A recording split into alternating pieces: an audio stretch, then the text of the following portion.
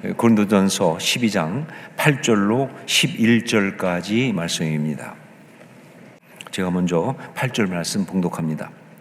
어떤 사람에게는 성령으로 말미암아 지혜의 말씀을, 어떤 사람에게는 같은 성령을 따라 지식의 말씀을, 다른 사람에게는 같은 성령으로 믿음을, 어떤 사람에게는 한 성령으로 병 고치는 은사를, 어떤 사람에게는 능력 행함을, 어떤 사람에게는 예언함을, 어떤 사람에게는 영들 분별함을, 다른 사람에게는 각종 방언 말함을, 어떤 사람에게는 방언들 통역함을 주시나니 이 모든 일은 같은 한 성령이 행하사 그의 뜻대로 각 사람에게 나누어 주시는 것이니라. 아멘.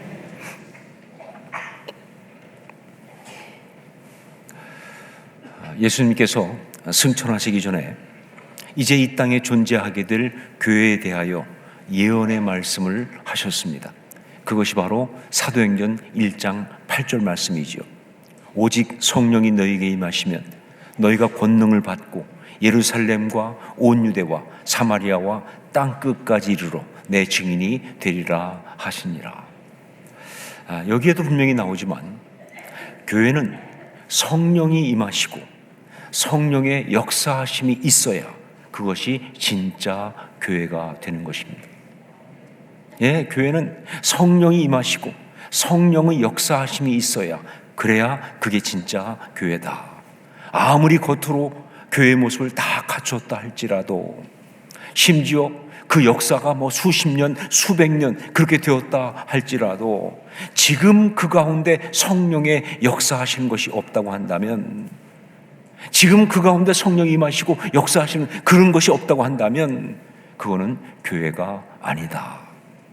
그냥 교회의 모습을 한 가짜 껍질일 뿐이다 하는 것입니다. 그냥 한때 교회였던 골동품에 불과하다.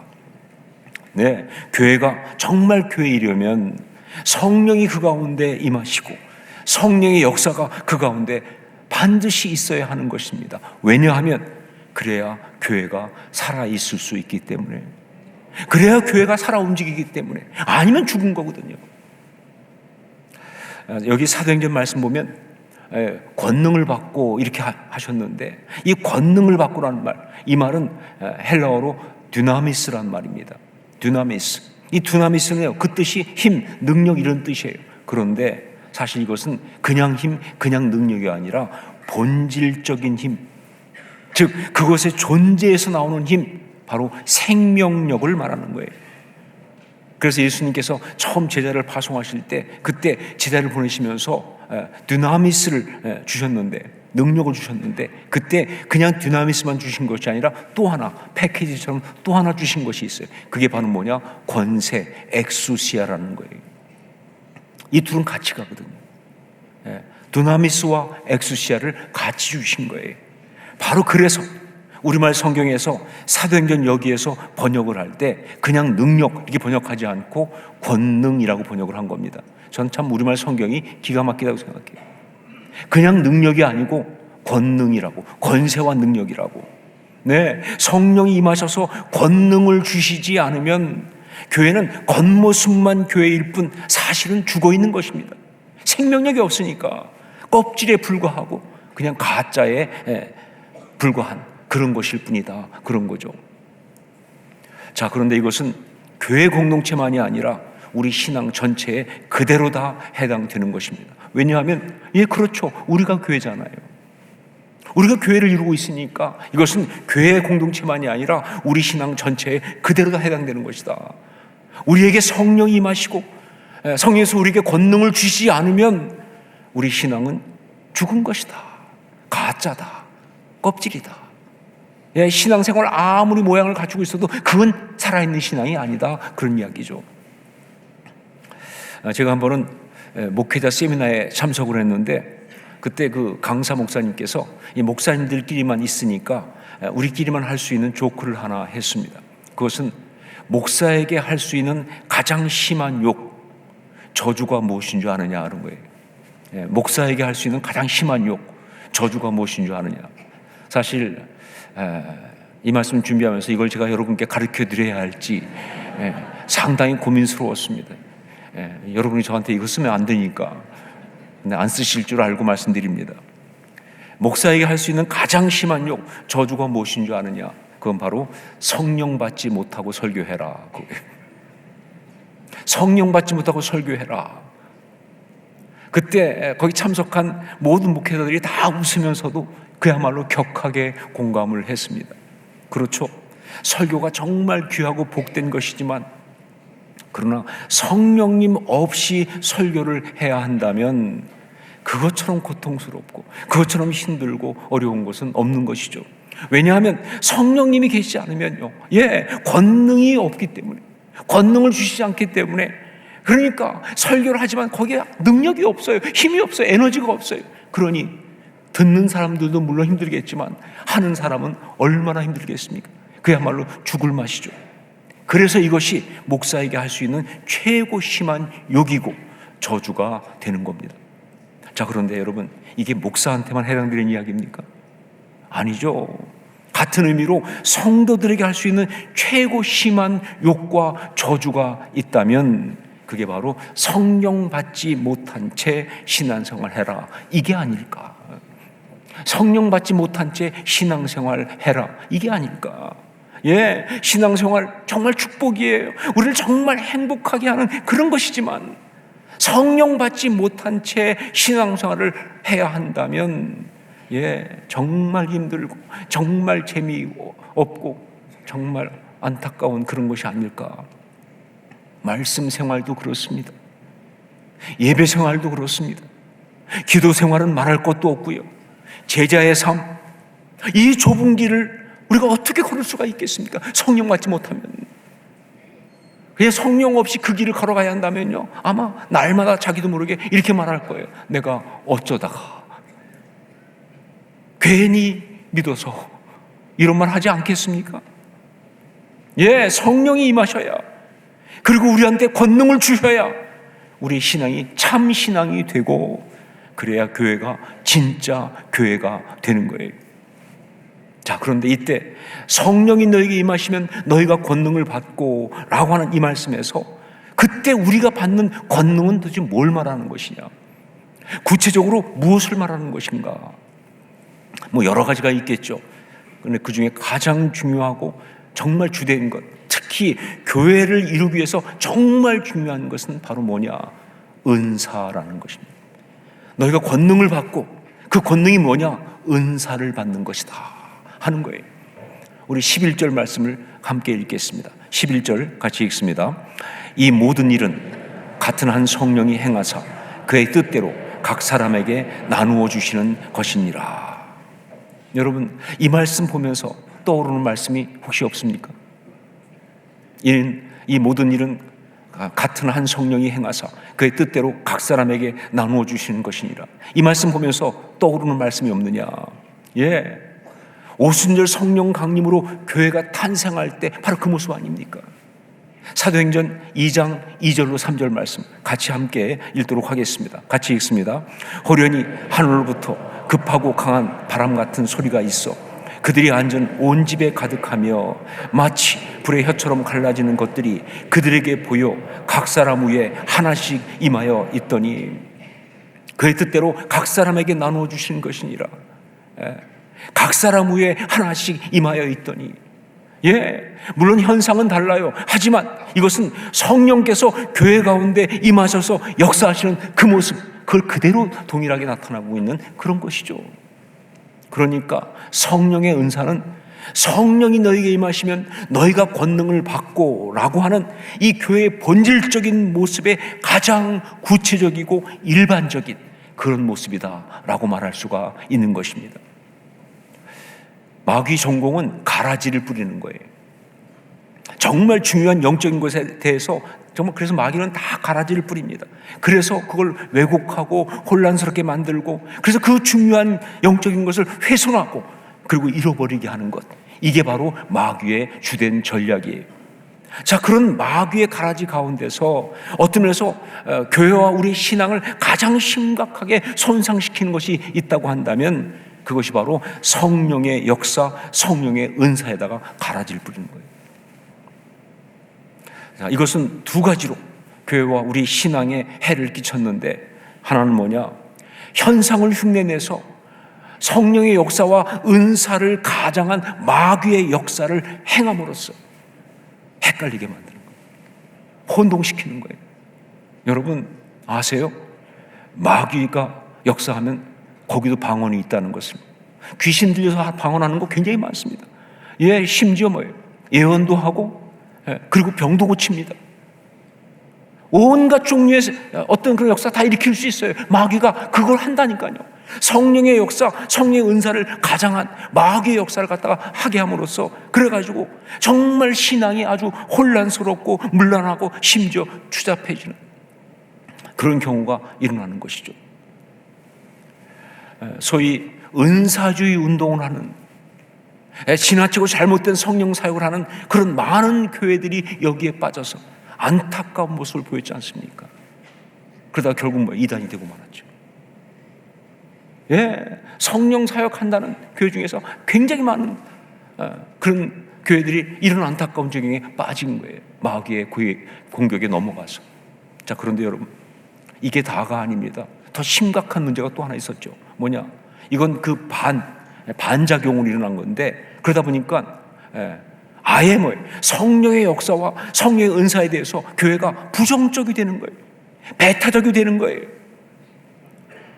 성령의 역사는 교회와 우리 신앙의 본질 아닙니까?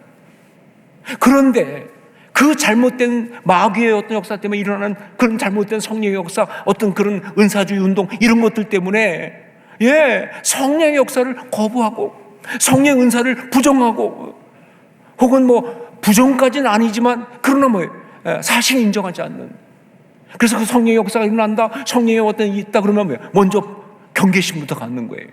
잘못되면 어떡하지? 아니, 잘 돼 본 적도 없는데 잘못하면 어떡하지? 어떻게 나와요? 이거 문제가 있는 거 아니야?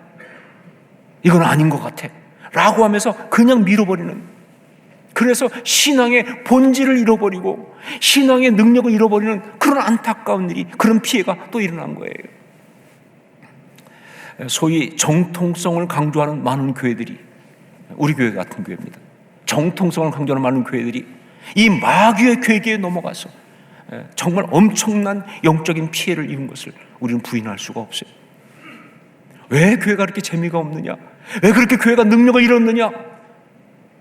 왜 교회가 그렇게 짜증나게 됐느냐? 저는 이거라고 생각해요. 성령의 역사를 부정하다 보니까, 성령의 은사를 거부하다 보니까 결국 능력을 다 잃어버린 것이죠.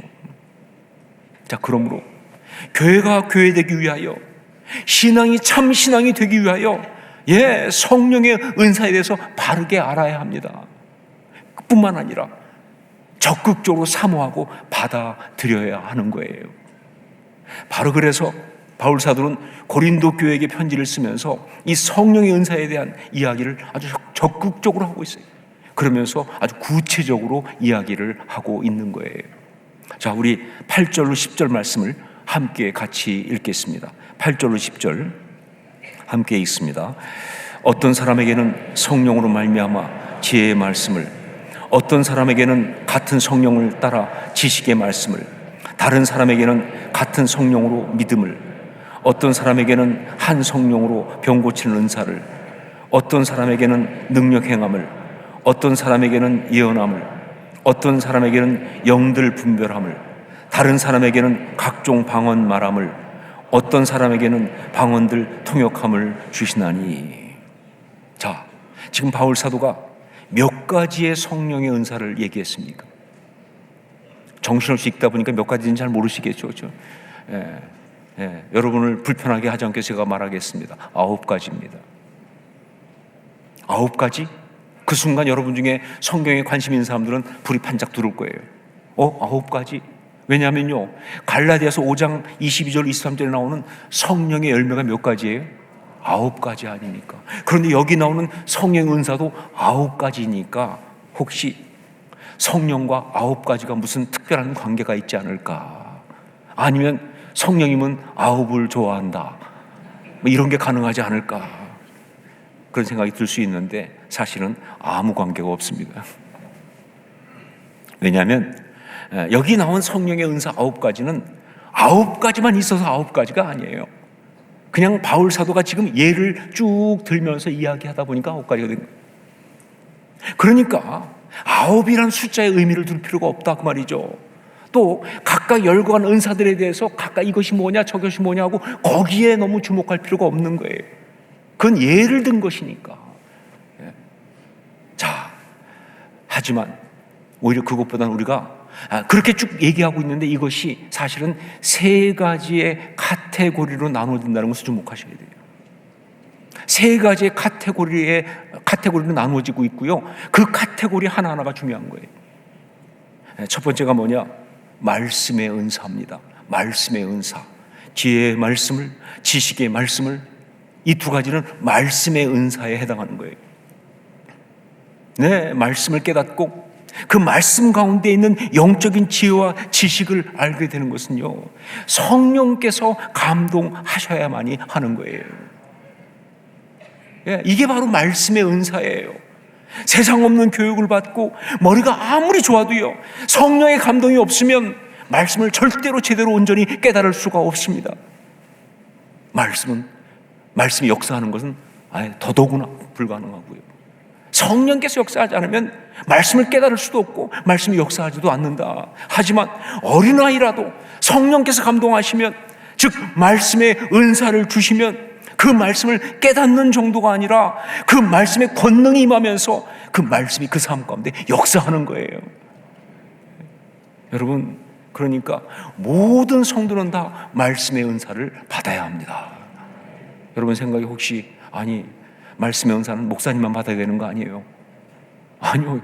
만약에 저만 받으면 여러분은 무슨 수로 설교를 들을 건데, 말씀의 은사 받지 않고 설교 들어보세요. 설교 시간이 왜 이렇게 길어? 막 그냥 첫째로, 둘째로, 셋째로. 그런데 거기서 끝날 줄 알았더니 마지막으로 나오는 순간 죽이고 싶은 생각이 안 들겠어요? 거기다 덧붙여서까지 나오면 이건 폭파시키고 싶다 이런 생각이 들지 않겠어요? 왜? 말씀의 은사를 못 받으면요, 말씀 못 듣는 거예요. 묵상 어떻게 하실 거예요? 찬양하는 가운데 있는 그 가사 가운데 있는 그 은혜 어떻게 받으실 거예요? 말씀의 은사를 받아야, 그래야 말씀을 깨닫는 거 아니에요? 모든 성도는 다 말씀의 은사를 받아야 합니다.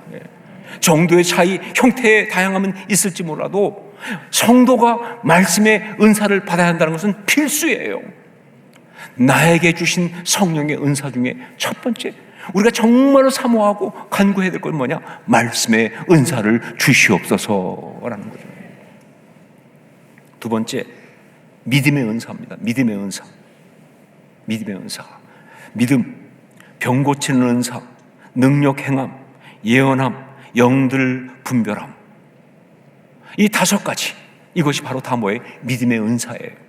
믿음, 병 고치는 은사, 능력 행함, 예언함, 영들 분별함. 지금 우리한테는 각각은 굉장히 좀 뭔지 어려울 수 있지만, 그러나 하여튼 이 모든 건 다 뭐예요? 믿음의 은사라는 거예요. 여러분, 믿음은 의지가 아닙니다. 내가 안 믿는다 라고 해서 믿어지지 않는다 그 말이에요. 성령께서 역사하셔야, 성령께서 감동하셔야 그래야 믿을 수 있는 거예요. 그러니까 어떤 것이 한 사람에게는 그게 그렇게 믿어지지 않고 의심만 생기는데, 그런데 바로 그 옆에 있는 또 다른 사람한테는요, 그게 그렇게 믿어지면서 은혜를 받는다. 이게 어떻게 된 거냐? 절대 두 사람 사이에 어떤 성품의 차이라든가 아니면 무슨 능력의 차이가 아니죠. 결국 뭐예요? 성령께서 감동하시고 정말 믿게 하시는 능력을 주셨는가, 거기에 달려 있는 거예요. 믿음의 은사를 받아야 그래 믿어지는 거예요. 더군다나 이 믿음의 역사, 이 믿음의 역사를 일으키는 것은 전적으로 믿음의 은사를 받아야만 가능합니다. 제 아무리 의지가 강하고 나는 할 거야, 할 수 있어 라고 하고 내가 믿는다 하겠다 해도요, 인간적 능력 가지고는요 정말 작은 믿음의 역사 하나 절대로 이룰 수가 없습니다. 정말 믿음의 그 은사를 받아야, 그래야만이 그 믿음의 역사가 있을 수가 있는 거예요. 제가 아는 한 분이 단기 선교에 다녀와 가지고 정말 흥분해서 간증하는 이야기를 들었습니다. 이분은 교회 생활을 좀 오래 했지만 그야말로 그냥 대충 한 거예요. 그러다가 이제 좀 한번 뭐 잘 믿어보겠다고까지도 아니지만 그래도 하여간 제대로 믿어보고 싶다 그래서 단기 선교를 처음으로 나갔어요. 교회에서 하는 단기 선교팀에 조인해가지고 처음 나간 거예요. 그래서 중앙아시아에 있는 어떤 나라에 단기 선교를 나갔는데 가서 이제 거기서 어떤 일이 있었냐면 집회를 한 거예요. 거기 있는 선교사님과 함께 이제 집회를 하면서 그러면서 지역에 있는 선지인들을 다 모아서 집회를 했습니다. 집회가 끝난 다음에 이제 미니스트리 타임이라고 그래서 이제 사람들을 기도해 주는 그런 시간을 갖게 된 거예요. 그래서 강사 목사님이 얘기하면서 오늘 여러분 가운데 기도받기 원하는 분들, 몸이 아프거나 혹은 뭐 살 문제가 있거나 혹은 은혜 받고 싶거나 그런 분들은 다 앞으로 나오십시오 라고 초청을 한 거예요. 그런데 생각보다 너무 많이 나온 거예요. 보통 생각했던 것보다 막 훨씬 많은 사람들이 나오니까 이게 문제가 생겼어요. 왜냐하면 강사 목사님 혼자서 다 기도할 수가 없잖아요. 그러니까 이 강사 목사님 그 순간에 갑자기 딱 생각하다가, 그것도 성령이 주신 거겠지만 갑자기 우리 한국에서 온 단기 선교팀 다 나오세요. 그래가지고 멋모르고 나갔더니 앞에 있는 사람들을 나눠서 기도해 주라는 거예요.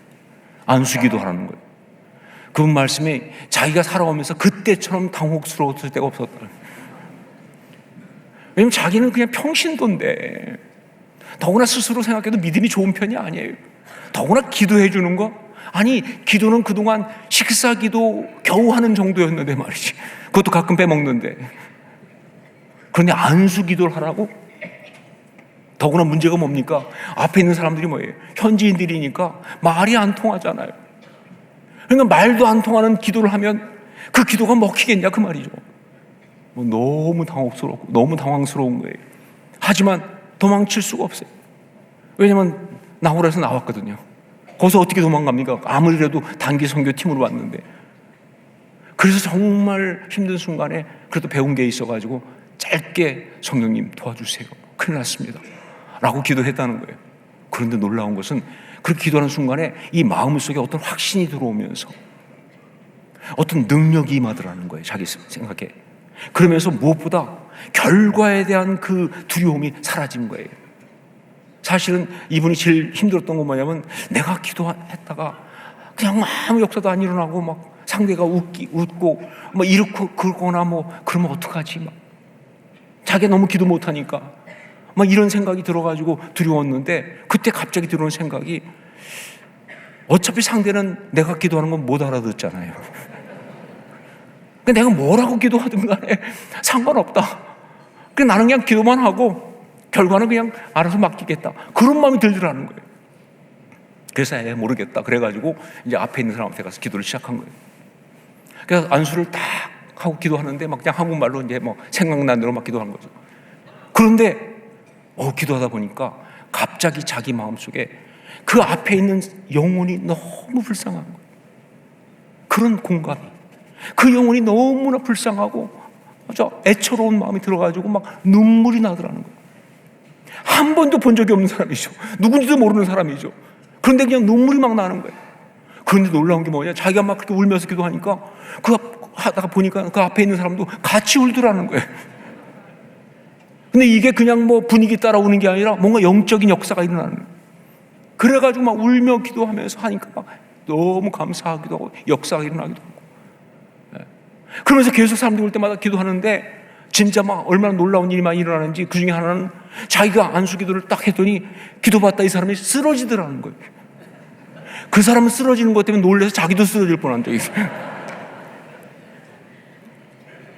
막 흥분해서 너무 감사했다. 놀라운 역사가 있었다고. 자기 평생 신앙생활에서 이런 경험이 없었다고. 여러분, 그렇습니다. 믿음의 역사는 믿음의 은사를 받아야 일어납니다. 영적으로 민감하게 분별하고 공감할 수 있는 것과 확신을 가지고 담대하게 순종하고 나아가는 그 일은 성령의 은사를 받아야만이, 믿음의 은사를 받아야만이 가능한 그런 것이다 하는 것이죠. 여러분, 신앙생활 정말 다이내믹하게, 정말 역동적으로 재미있게 하고 싶지 않으십니까? 제가 충격이었어요. 여기서 아멘이 안 나온다는 사실에. 2부 때도 그랬는데 3부도 역시 마찬가지군요. 예, 압니다. 타임을 놓쳤다는 사실을. 다시 한번 묻겠습니다. 여러분, 신앙생활 정말 다이내믹하게 재미있게 하고 싶지 않으십니까? 예, 그렇다면 믿음의 은사를 받으셔야 돼요. 예, 왜 우리 신앙생활이 이 모양 이 꼴이냐? 믿음의 은사를 못 받아서 그래요. 그러니까 이게 신앙생활인지 취미생활인지가 헷갈리기 시작하는 거예요. 아니, 성경에 분명히 말했잖아요. 엘리야는 우리가 똑같은 성정을 가진 사람인데 그가 기도함으로 3년 반 동안 하늘이 막혔다고. 그리고 그가 기도하면 다시 비가 내렸다고. 왜 우리한테 그런 일이 일어나지 않습니까? 왜 우리한테 그런 간증이 없습니까? 왜 우리한테 믿음의 은사가 없어서 그래요? 믿음의 은사를 사모하십시오. 간구하십시오. 받아 누리십시오.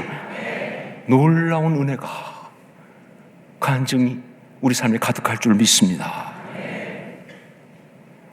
나에게 주신 성령의 은사, 그 중에 또 우리가 간구할 것은 바로 믿음의 은사를 주시옵소서라는 겁니다. 세 번째, 기도의 은사입니다. 기도의 은사. 각종 방언 말함, 방언들 통역함. 각종 방언 말함, 방언들 통역함. 여기서 말하는 이 방언은 사도행전 2장에 나오는 그 방언과는 다른 거예요. 많은 사람이 이게 헷갈리거든요. 오순절 성령 강림 때 그때 방언의 역사가 있었습니다. 그런데 그거는요, 그때 한 번만 일어난 일이에요. 그러니까 사람들이 각 다른 말로 막 이야기하니까 온 사람들이 다 들으면서 어떻게 된 거냐, 우리가 우리의 방언을 다 듣는다라고 말하면서 놀라워했던 어떤 역사였어요. 그래서 그때는 통역이 없잖아요. 다 각각 다른 말로 하니까. 자, 그런데 여기서 말하는 이 성령의 은사로서의 방언은 다른 언어가 아니에요. 마치 보이긴 다른 언어처럼 보입니다. 그래서 어떤 사람들은 방언으로 자기 방언의 은사를 받았는데 중국어 방언을 받았다. 어떤 사람은 러시아말 방언을 받았다. 어떤 사람은 스페니쉬 방언을 받았다. 이런 얘기 많이 하거든요. 저도 그걸 잘못 알고 한때 진짜 열심히 기도했던 게 영어 방언을 주시옵소서. 예, 응답이 안 된 걸 감사하게 생각하고 있어요. 예, 주셨어도 영어 안 될 것이다. 왜? 영어 아니니까. 그냥 언어처럼 보이는 거예요. 그건 뭐냐? 그가 정말 하나님께 영으로 기도하는 가운데 나의 이 언어의 기관이 그냥 이렇게 움직이는 것뿐이에요. 언어 아닙니다. 자, 그러다 보니까 방언을 통역하는 은사가 나오잖아요. 이건 뭐냐? 어떤 언어를 다른 걸로 통역하는 구글 트랜슬레이션이 아니에요. 그런 얘기가 아니에요. 그게 아니라 영으로 기도하는 방언의 은사를 받는 사람 중에서 물론 하나님께만 기도하지만 어떤 경우는 공동체 전체에게 들려줘야 될 예언의 말씀들이 나올 때가 있어요. 그러면 다른 사람은 못 알아듣잖아요. 그때 또 은사를 받은 사람이 그 영으로 기도하는 그걸 같이 알고 공동체 전체가 들을 수 있는 예언의 말씀으로 통역해주는 통변의 은사가, 그게 바로 통변의 은사예요. 일종의 예언 사역이죠. 자, 그러니까 여기 나오는 이 방언의 은사나 통변의 은사는 결국 뭐냐? 기도의 은사입니다. 기도의 은사예요.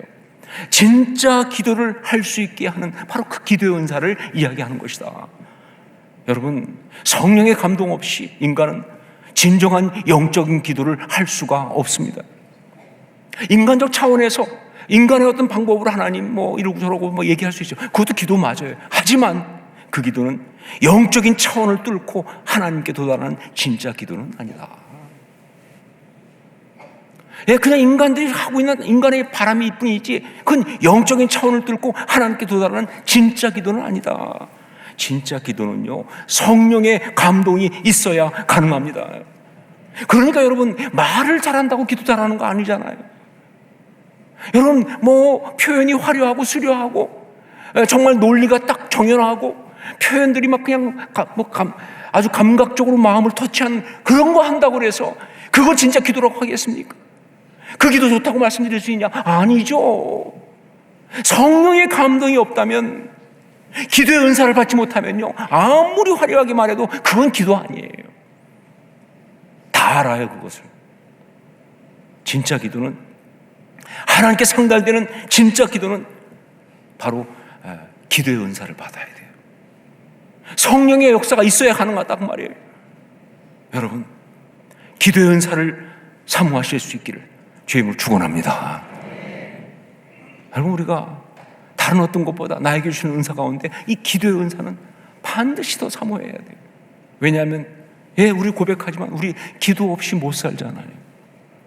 여러분, 이 땅을 기도 없이 신앙생활을 할 수 있겠어요? 기도 없이 삶을 살아낼 수 있겠습니까? 근데 그 기도 없이 제대로 하려면 기도의 은사 받아야죠. 정말 내게 은사를 주셔서 내가 하나님 앞에 부르짖을 때 내 기도가 영적 차원을 뚫고 주 앞에까지 상달되는 역사가 있게 하여 주시옵소서. 그래야 신앙생활을 할 수 있죠, 우리가. 그래야 이 힘든 이야기를 이겨내지 않겠습니까? 진짜 교회는 성령 임하시고 권능을 주시는 그런 교회입니다. 그래서 진짜 교회는 성령의 은사가 가득한 교회예요. 그게 진짜 교회예요. 저는 우리 호산나 교회가 성령의 은사가 가득한 진짜 교회가 될 수 있기를 주의 이름으로 축원합니다. 반드시 그래야 돼요, 이게 교회라면. 자, 그런데 그렇기 위해서 교회 지체인 우리에게 주시는 성령의 은사를 온전히 받아야 돼요. 교회는 결국 우리가 이루는 거니까. 정말 우리에게 주시는 성령의 은사를 온전히 받아야 돼요. 물론 우리는 알고 있습니다. 여기 많이 나온 것처럼 은사라는 것이 모두에게 똑같이 주어지지 않는다는 걸 알아요. 어떤 사람은 이것 받고 어떤 사람은 못 받는 사람도 있어요. 그런데 여러분, 그것이 절대로 성령의 은사를 안 받아도 된다는 뜻은 아니에요. 상황에 따라 여러 가지 따라서 다른 것을 받을 뿐이지 성령의 은사는 반드시 우리에게 필요하고요. 특별히 이 세 가지의 카테고리, 말씀의 은사, 믿음의 은사, 그리고 기도의 은사는 반드시 받아야 할 줄로 믿습니다. 그래야 역동적으로 신앙생활을 할 수 있어요. 그래야 정말 아름답게 그렇게 신앙생활을 할 수가 있다. 사모하시고 간구하시고 받아서 아름답게 사용하실 수 있기를 주의 이름으로 축원합니다. 기도하겠습니다.